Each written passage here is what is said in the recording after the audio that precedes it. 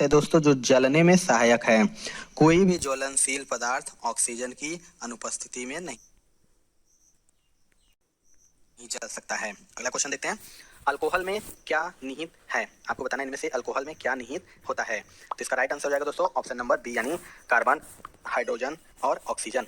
अगर अल्कोहल का जो सामान्य सूत्र की हम बात करें दोस्तों तो होता है CnH2n+1OH। ये अल्कोहल का सामान्य सूत्र होता है। तो इसके द्वारा हम देख सकते हैं कि अल्कोहल में दोस्तों कार्बन भी होता है, हाइड्रोजन भी होता है और ऑक्सीजन के भी तत्व होते हैं। चलिए अगला क्वेश्चन देख लेते हैं दोस्तों। एनटीपी पर किसी गैस के 1 मोल का आयतन होता है। चार ऑप्शन है, आपके पास बताना है कि एनटीपी पर किसी गैस के 1 मोल का आयतन कितना होता है। तो इसका राइट आंसर हो जाएगा दोस्तों ऑप्शन नंबर सी, यानी 22.4 लीटर।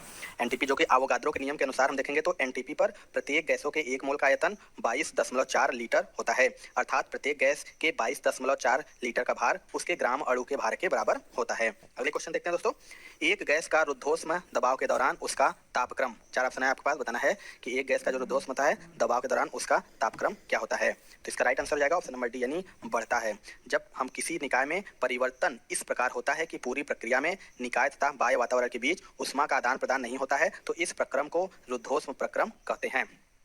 अगला क्वेश्चन है दोस्तों। कार्बन मोनोऑक्साइड की अभिक्रिया 300 डिग्री सेल्सियस पर H2 से कराने पर इनमें से क्या बनती है। आपको बताएं जो कार्बन मोनोऑक्साइड की अभिक्रिया होती है वो 300 डिग्री सेल्सियस पर H2 से कराने पर क्या बनती है। तो इसका राइट आंसर हो जाएगा दोस्तों ऑप्शन नंबर बी, यानी मेथेन बन जाता है। कार्बन मोनोऑक्साइड की अभिक्रिया हाइड्रोजन यानी H2 के साथ इस तरह से हम करा सकते हैं। देखिए फार्मूला है दोस्तों CO+3H ट्वाइस। तो इसका जब अभिक्रिया कराएंगे Na+C 300 डिग्री सेल्सियस पर, तो ये हो जाएगा CH4H2O। चलिए अगला क्वेश्चन देख लेते हैं दोस्तों। आपका जो आगामी एग्जामिनेशन है ग्रुप डी उसके लिए बहुत सारे अच्छे बुक्स मैंने बनाए हैं जो निश्चित तौर पे आप मोस्ट इंपॉर्टेंट क्वेश्चन है दोस्तों। आपको बताना है कि विद्युत बल्ब में कौन सी गैस प्रयुक्त होती है। राइट आंसर बात करें दोस्तों तो इसका राइट आंसर हो जाएगा ऑप्शन नंबर ए, यानी नाइट्रोजन। विद्युत बल्ब में दोस्तों टंगस्टन नामक धातु का तंतु लगा होता है जिसको वाष्पन से बचाने के लिए इसमें नाइट्रोजन या आर्गन, दो गैस होता है, नाइट्रोजन और आर्गन जैसी अक्रिय गैस भरा जाता है। चलिए अगला क्वेश्चन देखते हैं।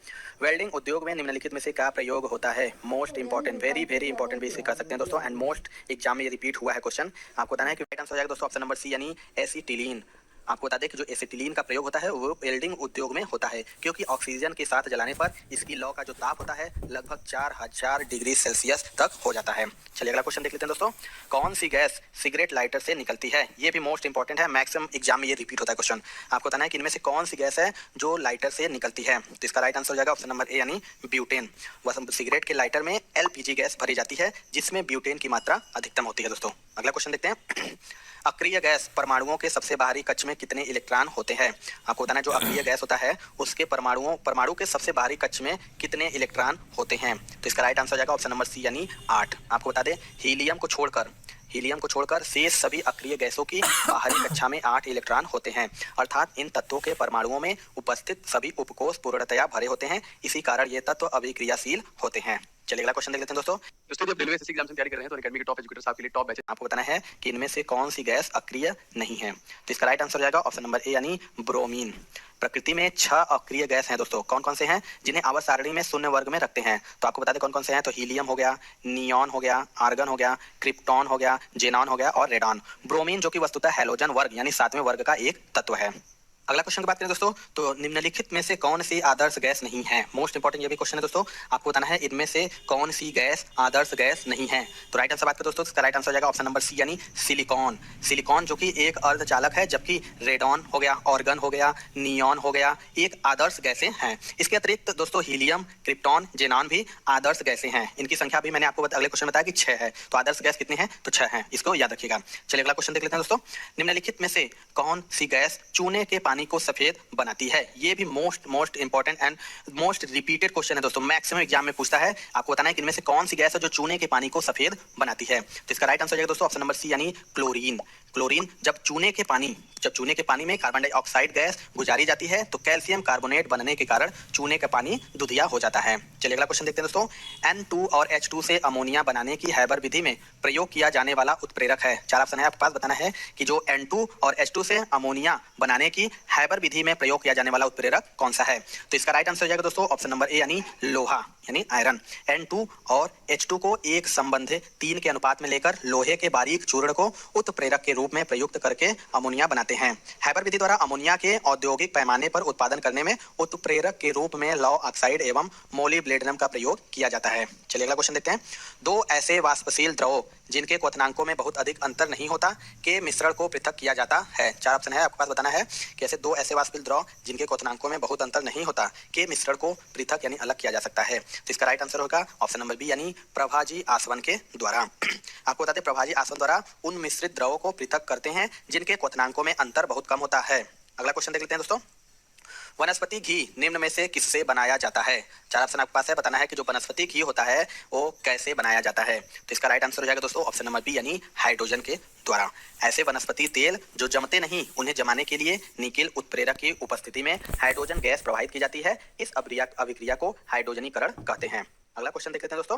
वायुयान के टायरों में भरने में किस गैस का प्रयोग किया जाता है? ये भी मोस्ट इंपोर्टेंट क्वेश्चन है कि जो वायुयान का टायर होता है उसमें किस गैस का प्रयोग किया जाता है। तो राइट आंसर बात करें दोस्तों, इसका राइट आंसर हो जाएगा ऑप्शन नंबर ए यानी नाइट्रोजन। वर्तमान समय में वायुयानों के टायरों में जो गैस भरने के लिए नाइट्रोजन का प्रयोग किया जाता है। नाइट्रोजन जो कि एक अक्रिय गैस है जो टायरों के घर्षण के बावजूद उन्हें ठंडा रखने, उनकी बेहतर सुरक्षा, ऑक्सीकरण से रक्षा कर ईंधन अर्थ प्रबंधन को बेहतर करता है। चलिए अगला क्वेश्चन देख लेते हैं दोस्तों। जब एक हवा भरा हुआ टायर फटता है तब निकलने वाली हवा, चार ऑप्शन है, आपको बताना है कि जब एक भरा हुआ टायर फट जाता है तब निकलने वाली हवा कैसी होती है। ये भी मोस्ट इंपॉर्टेंट क्वेश्चन है दोस्तों। तो इसका राइट आंसर हो जाएगा ऑप्शन नंबर डी यानी ठंडी हो जाएगी। जब हवा भरा हुआ टायर फट जाता है तब उसमें अचानक फैलाव होता है। इस अचानक फैलाव के कारण हवा बाहर से उष्मा नहीं पाती है और इस प्रसार के लिए आवश्यक ऊर्जा अपनी आंतरिक ऊर्जा से ही प्राप्त करती है, जिससे उसकी आंतरिक ऊर्जा घट जाती है और उसका ताप गिर जाता है, अर्थात वह ठंडी हो जाती है। अगला क्वेश्चन देख लेते हैं दोस्तों। ग्रीन हाउस प्रभाव में पृथ्वी के वातावरण का गर्म होना किसके कारण से होता है? चार ऑप्शन है आपके पास, बताना है जो ग्रीन हाउस प्रभाव में पृथ्वी के वातावरण का गर्म होना किसके कारणों से होता है। राइट आंसर हो जाएगा ऑप्शन नंबर ए यानी इंफ्रारेड किरणें। जो इंफ्रारेड किरणें होती है अपनी उष्मीय प्रभाव के लिए ही मुख्यतः जानी जाती है। इनके कारण ही पृथ्वी का वातावरण गर्म होता है। कार्बन डाइऑक्साइड गैस लघु तरंग दैर्ध्य की इंफ्रारेड को पृथ्वी पर आने देती है, परंतु पृथ्वी से जाने वाली दीर्घ तरंग दैर्ध्य की इंफ्रारेड किरणों को अवशोषित कर लेती है, जिससे पृथ्वी का वातावरण गर्म होता है और ग्रीन हाउस प्रभाव को उत्पन्न करता है। चलिए अगला क्वेश्चन देख लेते हैं दोस्तों। ग्रीन हाउस प्रभाव के लिए उत्तरदायी है, ये भी वेरी वेरी इंपॉर्टेंट क्वेश्चन और मोस्ट रिपीटेड क्वेश्चन है दोस्तों। मैक्सिमम एग्जाम में क्वेश्चन पूछता है कि ग्रीन हाउस प्रभाव के लिए उत्तरदायी गैस कौन सी है। चार ऑप्शन है आपके पास, बताना है इनमें से इसका राइट आंसर क्या होगा। तो इसका राइट आंसर हो जाएगा दोस्तों ऑप्शन नंबर ए यानी कार्बन डाइऑक्साइड।